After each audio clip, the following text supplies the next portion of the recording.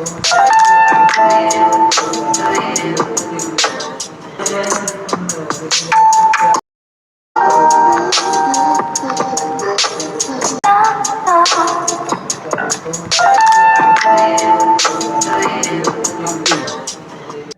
कहाँ है तुम्हारा?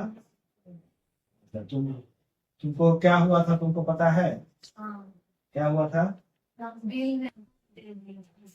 सांप काट दिया था। कितना तारीख को हुआ था?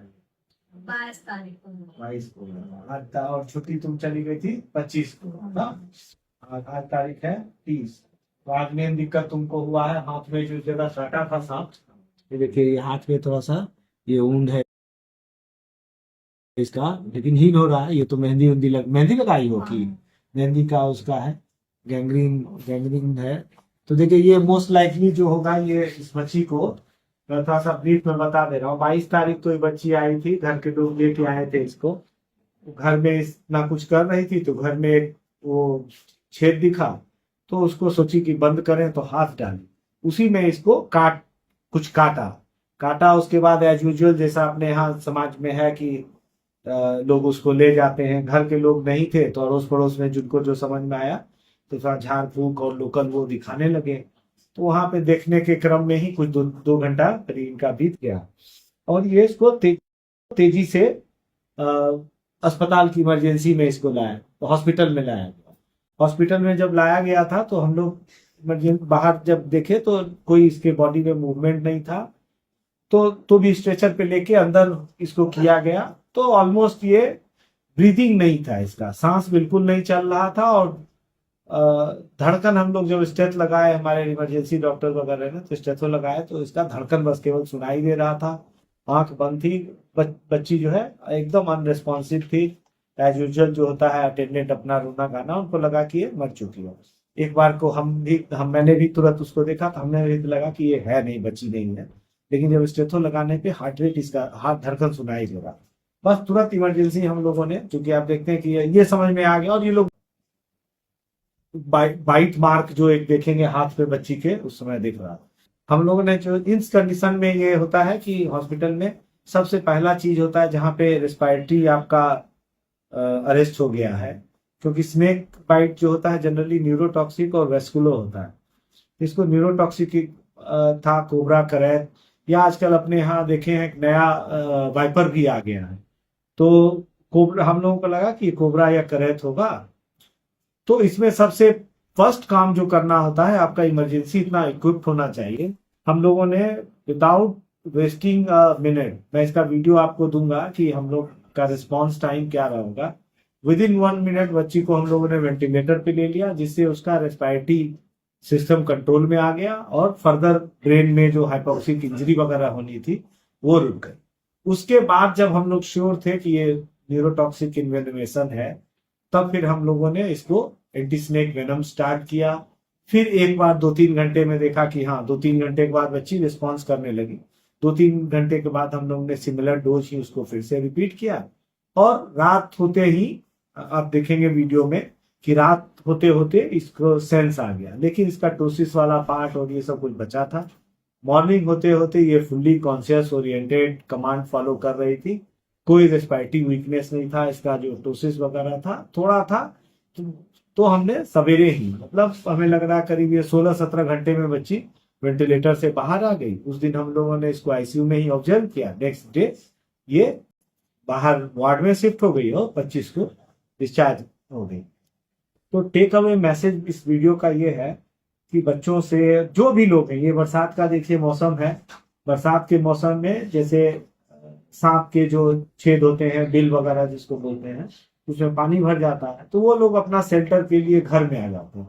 और जो स्नेक होते हैं, जो खास करके पॉइजनस होते हैं, वो ह्यूमन से को अवॉइड करने के लिए वो घर का आपका जो ऐसा जगह होगा जहां पे अंधेरा हो, उन सब जगहों पे, बोरे के पीछे, छेद में कुछ बहुत दिन से कोई सामान पलटा नहीं गया है, डब्बा है, वो सब के किनारे वो पड़े रहते हैं।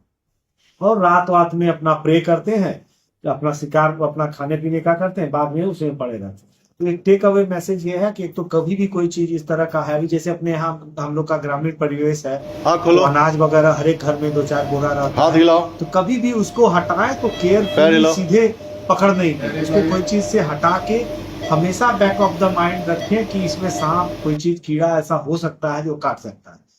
दूसरा, एक तो ये सावधानी रखें, हमेशा ये एकदम रखें कि कभी जंगल वंगल में जाना है तो जूते वगैरह पहन के चलें, या छड़ी एक रखें, उससे पहले वहां पे थोड़ा छड़ी डंडा चला दें, जिससे अगर कोई सांप वगैरह है तो थोड़ा हट जाएगा, आपको पता चल जाएगा, ब्लाइंडली नहीं जाना। दूसरा, अगर कोई भी सस्पेक्टेड बाइट है, कुछ भी काटा हो, कई पेशेंट आते हैं, कह रहे देखे नहीं है, कोई नहीं देखा है, जनरली इतना फास्ट होता है जैसे बच्ची भी हो सकता है सांप। सांप तुम देखी थी क्या? तुमको नहीं दिखा, अब छेद में हाथ डाली, कटा, तो अब छेद में क्या हो, चूहा हो सकता है, सांप हो सकता है, कुछ भी होगा, कोई मान लीजिए उसमें के अंदर तार पड़ा है, शार्प चीज है, वो हो सकता है, डाउट। लेकिन वो डाउट जो है उसको क्लियर करने के लिए हम लोग हैं, डॉक्टर एक्सपर्ट होते हैं उसके, उनके पास।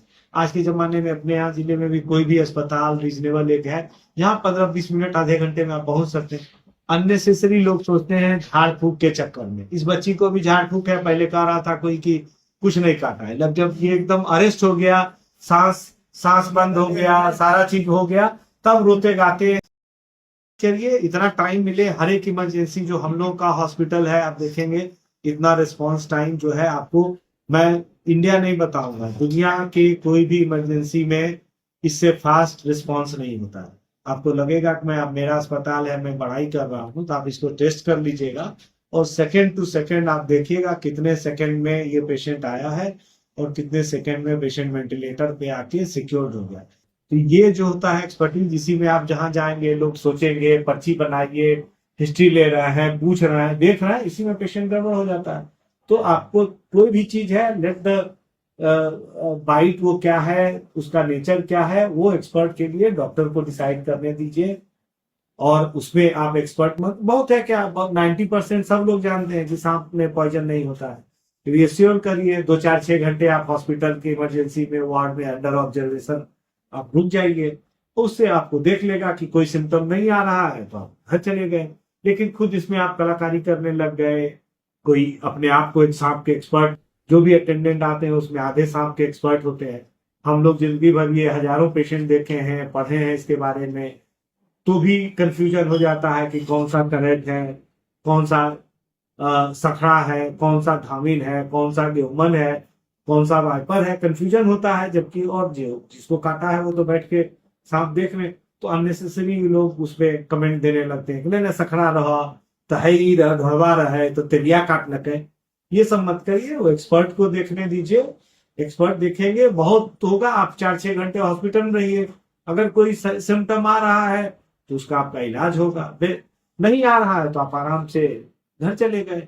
इसमें क्यों अननेसेसरी इस तरह से बच्चे की जिंदगी को खतरे में डालना है।